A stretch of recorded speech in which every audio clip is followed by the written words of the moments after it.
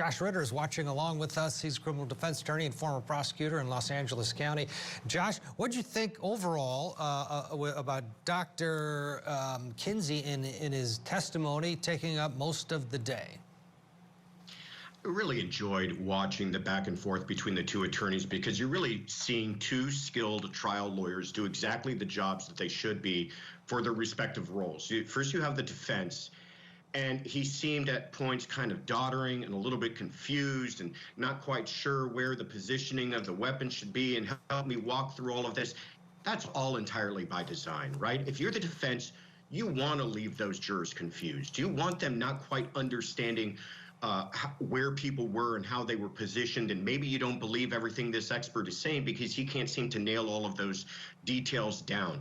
Then you have the prosecution come back in for the redirect, and this is where the prosecution can really shine, is in redirect, even more sometimes than on direct, because now they can take apart the defense's arguments that they tried to make on cross, and he did a great job with this kind of rapid fire questioning, bringing it back down to the basics, making it all sound simple and straightforward again, putting aside all the kind of nonsense that they went through on the defense cross-examination, and saying, in the end, all of those machinations and everything you went through, did any of your opinion change? And his answer was absolutely not. So I think he really saw on display the kind of advocacy you would expect from really experienced trial lawyers, both practicing their respective sides of the trade.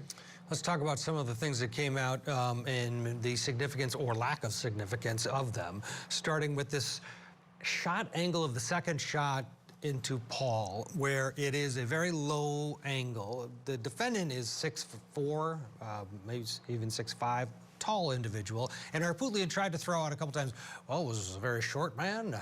And the witness said, well, no, it doesn't mean it's a short man. It means the angle is the angle. What significance, if at all, do you think this angle, this little bit, albeit very strange angle, right, for that second shot, but who knows what was going on? Could have been a struggle. The individual could have been on the ground. What kind of significance is there in it, and will we hear this back from the defense somehow claiming that our tall defendant couldn't have been crouched that low? I think it's got high significance if you're the defense, and I agree with you. Absolutely, they're going to bring it back up. We're going to hear all about that on closing arguments for sure. You know, the contortions that a shooter the size of my client would have to go through in order to position himself so that he would be in the angle of where that person was, according to your own expert, seems nearly impossible. The prosecution, I think, hinted towards how they're going to explain this, and the idea that a shooting situation is very fluid. We're not sure where people are positioned. If we're assuming that the person getting shot was standing up straight, we'd have to assume that. What if they're bent over themselves? All of these things are fluid, and we shouldn't put too much into the idea of trying to reconstruct this just by the angles that this forensic expert is giving to us. But I agree with you that the defense, you can already see they're highlighting the idea of, wait a minute, you're telling me that, and you could see how he had difficulty himself kind of crouching down and how uncomfortable it was, even for him, a man of only being 5'10", to get into that position. How could my client, it's going to be the argument, how could my client have possibly gotten in that position, especially on the second shot? And I think that's what they'll highlight as well, is you're telling me they're going to go from shoulder height to then all of a sudden crouch down for that second shot? It starts to raise these questions, it starts to create confusion, and it starts to create what they're hoping will be reasonable doubt in the minds of the jurors. Yeah, it'll be interesting to see the jury reaction. Matt Johnson will be joining us at the top of the hour. Were they riveted? Were they rolling their eyes? Are they picking up on the theatrics, or are they taking it? Tire print on Maggie's leg from this this four-wheel drive little vehicle. You know, obviously it's probably that vehicle. To a certain degree of certainty, the expert made it pretty clear. It's that vehicle. Let's be honest.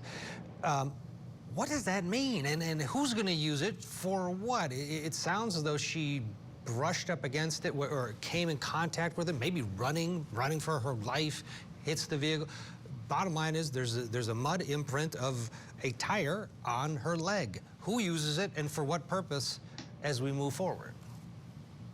Again, I think if you're the defense, you're trying to grasp at anything that creates confusion. So this tire mark, why is it there? What does that explain? You can't actually match that tire mark to the exact tires that you have on that ATV, but that you can say that it was similar. The prosecution has to come back in and say, where does this get us? Does this get us any closer to understanding how these people ended up dead? And that's the big picture. Get back to the big picture of this person was shot several times, they ended up dead, and that was at the hands of Alex Murdaugh. And that's really the point they're going to have to drive home. But the defense, like you point out, is just going to point out anything that seems like an anomaly, anything that seems strange, and try to make that little molehill into a mountain in the jurors' minds. And that's why the state brought it up on direct and not waiting for the defense to say, what about the tire mark? You know, it was done proactively. Paul's phone, it didn't pop out. We all know that in the openings and throughout this, the defense has maintained that Alec actually handled Paul's phone, looked at it for a second, and then threw it down onto his backside. It's a reinforcement of the defendant was touching the phone, and why would you grab a phone when you see your son dead or dying? I'm not sure why you would grab a phone out of their pocket. Why would you not just grab them? But your thoughts on the phone overall and the fact that it was brought up again today?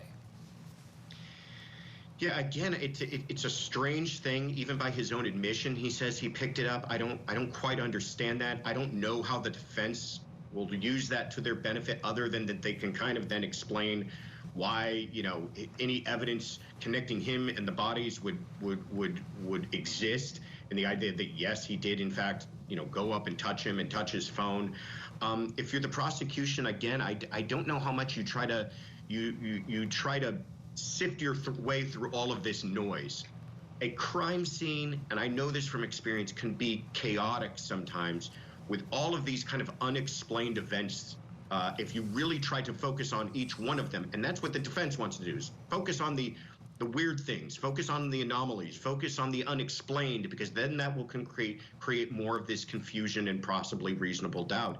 If you're the prosecution, you're going to try to do your best to say, listen, all of that is noise. All of that is irrelevant as far as getting us any closer to finding out who committed this crime.